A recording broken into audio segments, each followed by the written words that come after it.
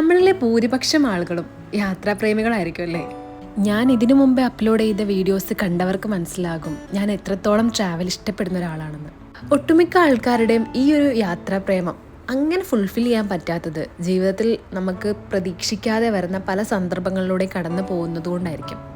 ഓരോ യാത്രകളും നമുക്ക് ഓരോ അനുഭവങ്ങളാണ് തരിക അല്ലേ? പുതിയ പുതിയ സ്ഥലങ്ങളെക്കുറിച്ചും അവിടുത്തെ സംസ്കാരത്തെക്കുറിച്ചും അവിടുത്തെ ഭക്ഷണ രീതികളും അങ്ങനെ കുറേ കാര്യങ്ങൾ നമുക്ക് ഓരോ യാത്രയിൽ നിന്ന് പഠിക്കാൻ പറ്റും.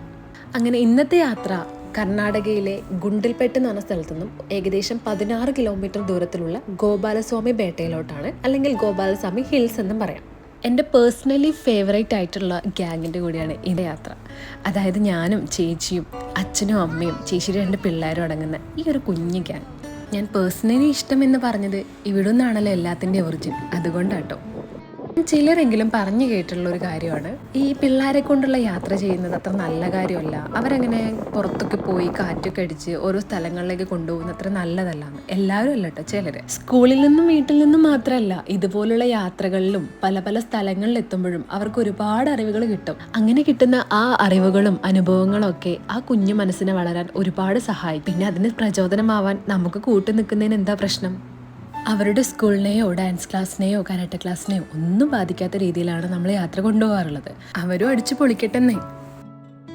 കൽപ്പറ്റയിൽ നിന്ന് ഏകദേശം 81 കിലോമീറ്ററാണ് ഗോപാലസ്വാമി ഹിൽസിലോട്ടുള്ള ദൂരം. വീഡിയോ കണ്ടപ്പോൾ നിങ്ങൾക്ക് മനസ്സിലായിട്ടുണ്ടാവും, മുത്തങ്ങ വഴിയാണ് ഞങ്ങൾ പോകുന്നത്.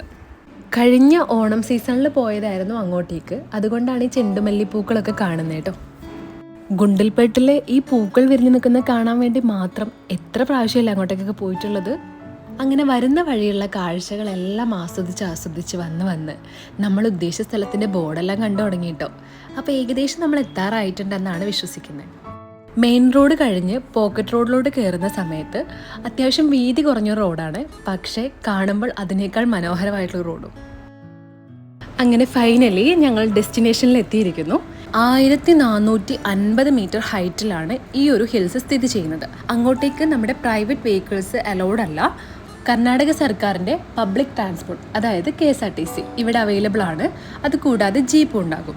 ബന്ദിപ്പൂർ നാഷണൽ പാർക്കിൻ്റെ കോർ ഏരിയയിൽ വരുന്ന ഈ ഒരു സ്ഥലത്ത് ഈ അടുത്താണ് ആനകളെയൊക്കെ ഇൻക്ലൂഡ് ചെയ്തിട്ടുള്ള വൈൽഡ് ലൈഫ് വന്നിരുന്നത്.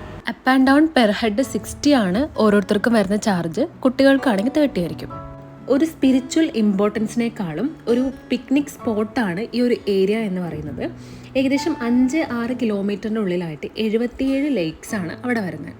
പക്ഷേ ഒരുപാട് വൈൽഡ് ആനിമൽസ് ഉള്ളതുകൊണ്ട് തന്നെ എല്ലാ ഏരിയാസും ക്ലോസ്ഡ് ആയിരിക്കും. നമുക്ക് ലിമിറ്റഡ് ആയിട്ടുള്ള സ്ഥലത്ത് മാത്രം നിന്നിട്ട് അതൊക്കെ ആസ്വദിക്കാവുന്നതാണ്. ഈ ഒരു കാരണം കൊണ്ട് തന്നെ ഇവിടുത്തെ വിസിറ്റിംഗ് ടൈം എന്ന് പറയുന്നത് 8:30 to 4 PM വരെ ഉള്ളൂ കേട്ടോ. 1315 ഹോയ്സാല എറയിലെ കിങ് വീര ബലാലയാണ് ഈ ഒരു ഐക്കോണിക് ടെമ്പിൾ ബിൽഡ് ചെയ്യുന്നത്. പിന്നീട് മൈസൂരിലെ വൊഡയർ ഡൈനസ്റ്റിയാണ് ഈ ഒരു അമ്പലത്തെ പുരോഗമിക്കാൻ വേണ്ടിയിട്ട് സഹായിച്ചിട്ടുണ്ടെന്നാണ് ചരിത്രം പറയുന്നത്. ഗോപാലസ്വാമി എന്ന് വെച്ച് കഴിഞ്ഞാൽ ഹിന്ദു മിത്തോളജി അനുസരിച്ചിട്ട് കൃഷ്ണനെയാണ് അവിടെ പ്രതിഷ്ഠിച്ചിട്ടുള്ളത്. പക്ഷേ ഇതിനേക്കാൾ അപ്പുറത്ത് നേരത്തെ പറഞ്ഞതുപോലെ ഈ ഒരു പ്ലേസ് നല്ലൊരു ടൂറിസ്റ്റ് സ്പോട്ടാണ് കേട്ടോ. നമ്മൾ ഏത് നട്ടുച്ചയ്ക്ക് നിൽക്കുവാണെങ്കിൽ പോലും ആ ഒരു വെയിലോ ചൂടോ നമുക്ക് ഫീൽ ചെയ്യാത്ത രീതിയിൽ അത്രയ്ക്ക് നല്ല കാറ്റാണ് അവിടെ എപ്പോഴും ഉണ്ടാകുന്നത്. ഇത്രയും ഹൈറ്റിലും ഇത്രയും മരങ്ങളൊക്കെ ചുറ്റുമുള്ളപ്പോൾ പിന്നെ കാറ്റില്ലാണ്ട് എങ്ങനെയല്ലേ? അങ്ങനെ അവരെല്ലാം ഉള്ളിൽ തൊഴാൻ കയറിയപ്പോൾ ഞങ്ങൾ ഈ പ്രകൃതി ഭംഗിയൊക്കെ ആസ്വദിച്ച് കുറച്ച് ഫോട്ടോസ് എടുക്കുമ്പോഴാണ് ഈ ഒരു അമ്മ എൻ്റെ നേർക്ക് വരുന്നത്. അത് ആരൊക്കെ ഉണ്ടെങ്കിലും ഇല്ലെങ്കിലും ഞങ്ങൾ തമ്മിലുള്ള ബോണ്ട് അങ്ങനെ കേട്ടോ.